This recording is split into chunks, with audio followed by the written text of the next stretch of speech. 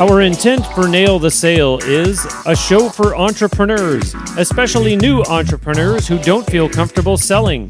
We want to teach skill sets that have been effective in our years of selling, along with resources and tools so you can grow your business and take it to the next level.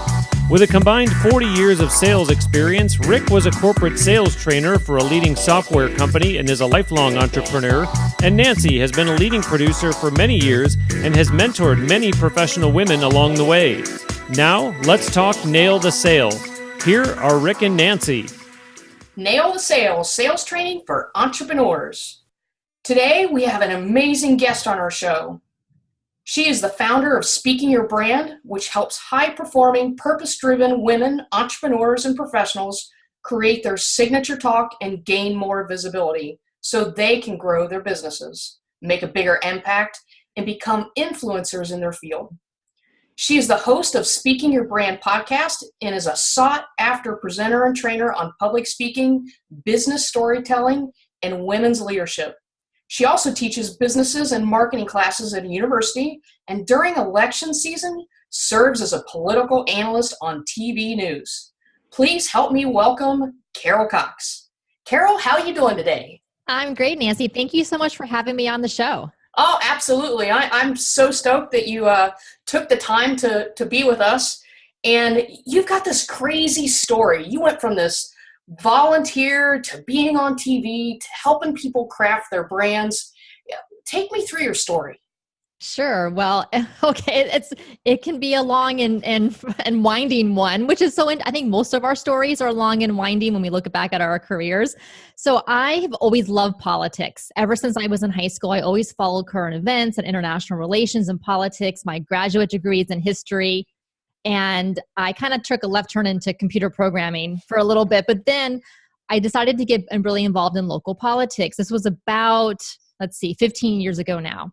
So I eventually became chairperson of the Democratic Party in the county where I lived. And I did that for a couple of years. And one of the things that we did was media outreach, because we wanted to get more visibility for our candidates and what we were doing. So I reached out to the media, having never done it before.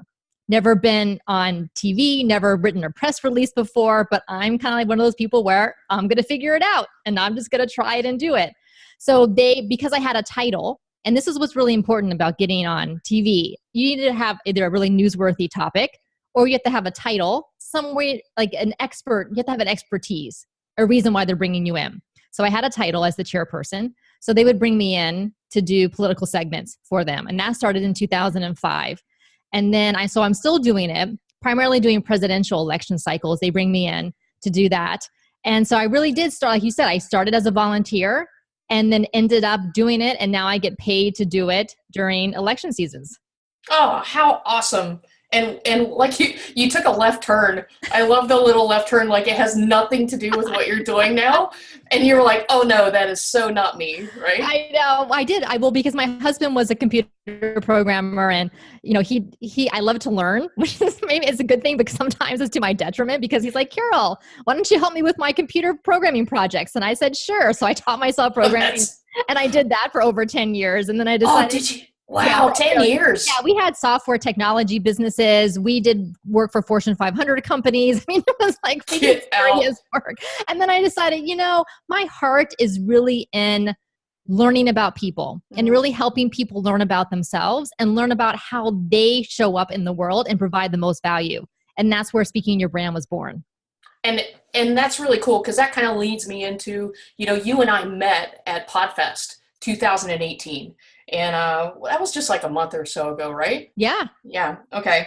And I really enjoyed attending your workshop. That connection piece, I felt you.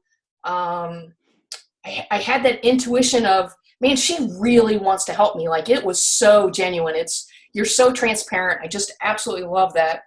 But I think what I'm most impressed with are the tools, even the free tools on your website that you give people that can really help them move their business. It's not just, this is a carrot or a teaser, if you will, to get me to buy something from you. Like this is concrete stuff. Can you share some of those tools with us?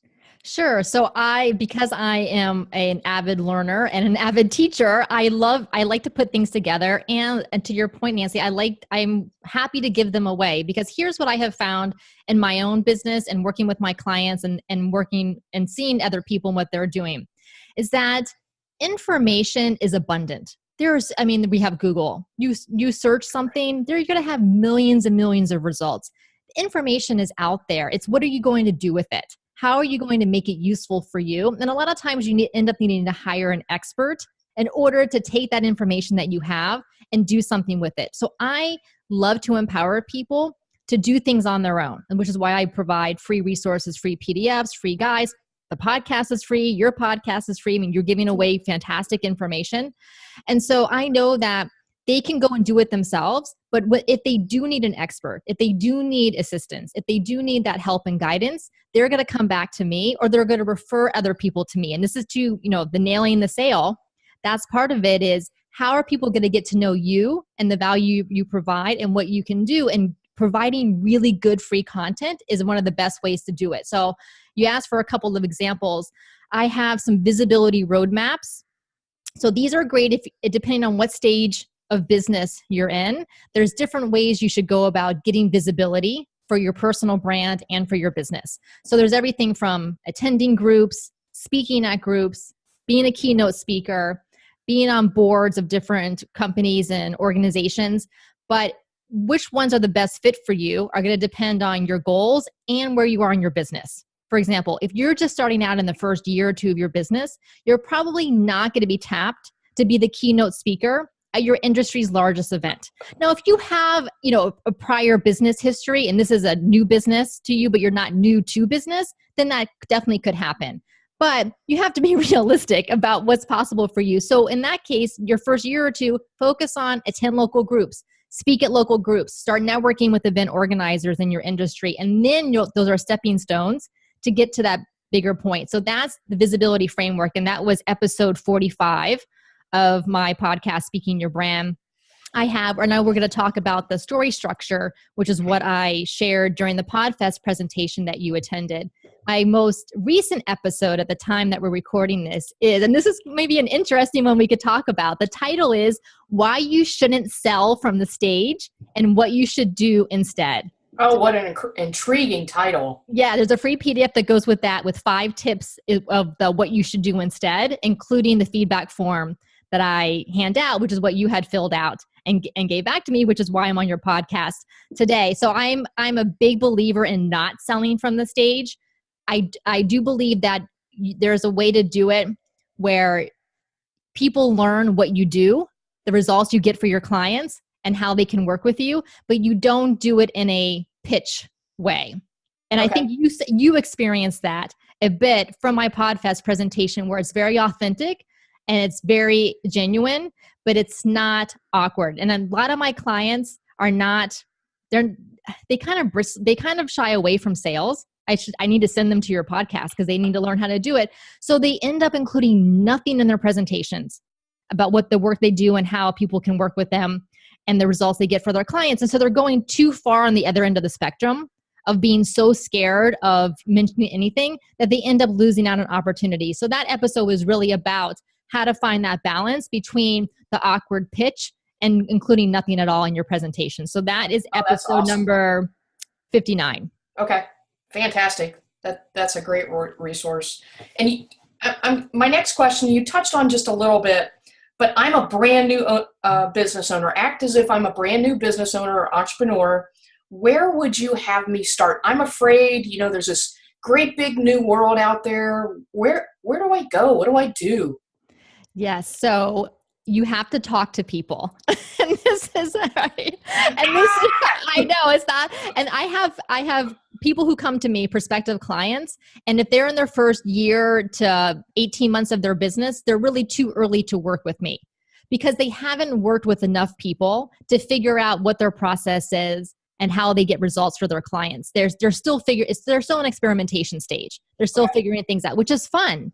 But you have to go out and talk to people. So I give them homework of going and doing market research. but not the kind of market research where you're Googling things and just staying behind your computer, but the kind of market research where you're going out and having conversations with people who are in your target market. Or if you're not sure who your target market is, then maybe having conversations with people in different markets so you can start fine-tuning that. It can be scary, but it really is the best way to try to get to that next step of, okay, who are your clients? What are their problems? What challenges are they facing? And how can you help them get past those challenges? Yeah, that's really awesome. I can't remember where I read it, but I had read where, if somebody's really struggling to figure out who their target market is, look to whoever your biggest competitor is. What's their niche? It's not yours, right? Right.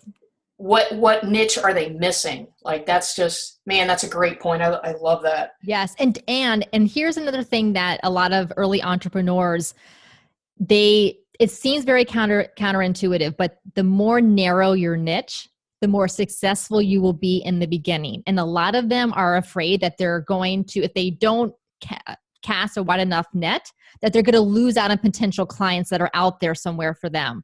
But the more narrow you are, then the easier it is for people to say, go to Nancy, she can help you with sales if you're an entrepreneur. Go to Carol, she can help you with your speaking and presentations. It's super narrow versus just saying, I'm a business coach. Well, for who? What are you going to help them with? What exactly do you do for them is too broad. Right. That's a great point. As an entrepreneur, we always have to make presentations. Sometimes we're making a presentation and it's our 30-second elevator pitch, right? Or maybe it's a really formal, I'm going through a PowerPoint and I'm trying to close at the end of the presentation. What can you share that would really help us with our presentation skills that sells what it is that we're either talking about or showing? Yeah, so this is a fantastic question, Nancy. And so I use story structure as the basis for of creating the presentation. So when I do my own presentations and I work with my clients, we have a structure that we follow. And the reason behind the structure is that as humans, we are literally wired to understand stories and to process stories and to remember stories, because that's what we did thousands and thousands of years ago around the campfire before we even started writing things down. That's how we conveyed really important information from generation to generation, was through stories. Think about the fables and fairy tales that we learned when we were little, like Goldilocks and Hansel and Gretel. Some of them are really dark, fairy tales when you think about it, but we remember them decades later because they were stories. So I take classic 3-act story structure plus Joseph Campbell's hero's journey, and I combine those and I apply it in a business context and create the story structure. Now, if your listeners are interested, episode 57 of my podcast, I go through this in detail. So awesome. They can hear every single step. And in the PDF I'm going to provide at the end of our talk today, they'll also be able to get a copy of that, which is a visual of the story structure. So that will help them. But here's the biggest thing to remember in your presentations, your sales conversations, your emails, whatever it happens to be. So you have to know what the audience's goal is. That prospective client's goal, that audience's goal. What is it that they want related to what you do? What is that before state? What are they struggling with right now? What's going on in their life, their health, their career, their family, whatever it happens to be related to what you do? What is that before state? What are those obstacles that are preventing them from getting to that better state that they want, that after state, that better world that they want from themselves? What are those obstacles that are preventing them from getting there? And then how are you going to help them get past those obstacles? Your product, your service, your program, your offering, your coaching, whatever it is. How do you specifically help them get past those obstacles to get to where they want? So that's really the basis of the story structure. And what I see go wrong in a lot of presentations is that people are very focused on what they sell, their product, the features, the benefits. I mean, we're better nowadays at focusing on benefits rather than features. So we've come a long way from back in the beginning, but we still tend to focus too much on the product and not enough on the audience and what their obstacles are. Awesome. And that's what I fell in love with at your presentation, focusing on who it is that you're helping and they're the hero of their own story. We're just supposed to be their guide, right? Yes. I just love that. Yes, exactly. Yes, like we are Obi-Wan Kenobi or we're Yoda. Pick whichever one you resonate with the most. Yeah. And we're helping Luke Skywalker to get to where he wants to go. So, and this is, I'm glad you mentioned this, Nancy, because this is really important.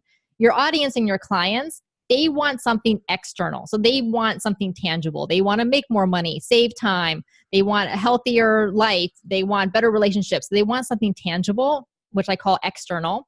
But they also want something internal. There's an internal transformation that they're after. And that's, if you think about Luke Skywalker, he wanted to defeat the Empire, the evil Empire, but he also was maturing as a man. And so that was the internal transformation. Your audience and your clients want that internal transformation as well. That's really intense. That's awesome. So what's the craziest and most emotional story where you've helped somebody that had a dream but was struggling and you held their hand to victory? I love the terminology, if you will, dream, struggle, victory. Every great story has those three elements. Walk us through one of yours. Yeah, so this was a little over a year ago. I got a referral from someone, and the person who contacted me, she wanted to apply to be a TEDx speaker. So I'm sure most of your listeners have heard of TED Talks. So there's TEDx chapters all around the world, and we have one here in Orlando, Florida, where I live. So she really wanted to apply to be a TEDx speaker because she had set on her goal for January 1st of 2017 that she was going to do a TEDx talk. So she asked around, someone referred her to me. And so we started working together, and the event was in June. So we started in February. Pro tip, start 3 or 4 months in advance because it's a lot of work. Don't wait until like a month or so ahead of time. So we started plenty of time in advance. And so she had this dream because she had a really powerful message that she wanted to share to a big audience. And she knew that doing the TEDx talk was a great way to do that. And so, but it was very vulnerable for her. It was a very personal story. And I'll share it because she has a TEDx talk about it. And she actually, and I know I keep mentioning my podcast, but podcasts are such great resources. So she was on my podcast in episode number 24. Her name is Tammy Lally. It was a very personal story to her because her brother had committed suicide about 10 years ago from what she has now termed money shame. And she was able to trace back in her family that she too had money shame, and all the people in her family and the generations that had developed it, and the negative impact it had had on her life, and unfortunately on her brother's life and on his family's life as well. So she told the story on that stage in order to try to help more people understand maybe what's going on with them or some of their loved ones. And so we worked together, and it was emotional. It was vulnerable for her, but she knew that I was there to help her and to guide her and to support her, not just with the tangible, okay, let's get your script together, but with like, Tammy, I know you can do this, and I know the impact this is going to have on the people who hear it. And I know that you are brave for doing this because it takes a lot of courage to get up on a stage and to share a story like that. And she did a fantastic job with it. And now she's in the process of, she took what we worked on for her TEDx talk, she turned that into a book, and her book is gonna launch this year because she knows she can reach more people with her message. Oh, I'm covered in goosebumps. That's an awesome victory. Oh, I just love it. That's really cool. So guys, I would encourage you to be in touch with Carol. I urge you to go to her website, speakingyourbrand.com. You can email her at carol@speakingyourbrand.com or go to her Facebook group, Speaking Your Brand. Carol, thanks so much for being on our show today. Is there a call to action that you would send each of us out and maybe just have us do something either right away or very soon? Yes, absolutely. So and this is related to, I have a free guide for your listeners, specifically based on what we talked about in this episode, including that story structure framework that I touched on. So they can get that at speakingyourbrand.com/nail the sale. So all one word together, nail the sale. They can get that there. Now and I love leaving people with homework to do as the teacher and me. So here's your homework, listeners. between now and the next week, after you listen to this, I want you to have 3 conversations with people who are potential customers, not sales conversations. I don't want you pitching them or selling them anything. I want you to just have conversations with them about what obstacles are they facing right now related to what you do.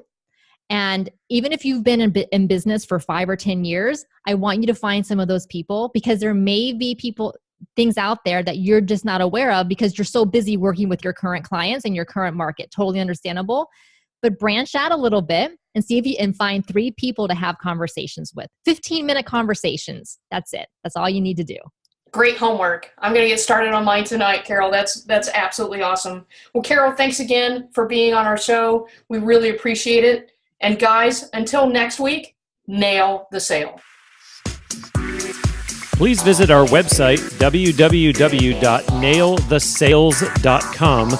That's sales, plural, with an S. Leave us comments and testimonials on what you like and don't like about this podcast. We would love to hear about the challenges you are currently facing so we can potentially discuss in a future show. Also inquire about our one-on-one sales training and coaching with either Rick and Nancy or just one of us. Like our social media pages so you can stay connected with our ongoing cause to help entrepreneurs around the world. And if you like our show, please feel free to donate via Patreon to help sustain our growth. Go to patreon.com, that's Patreon, patreon.com, and search for Nail the Sale.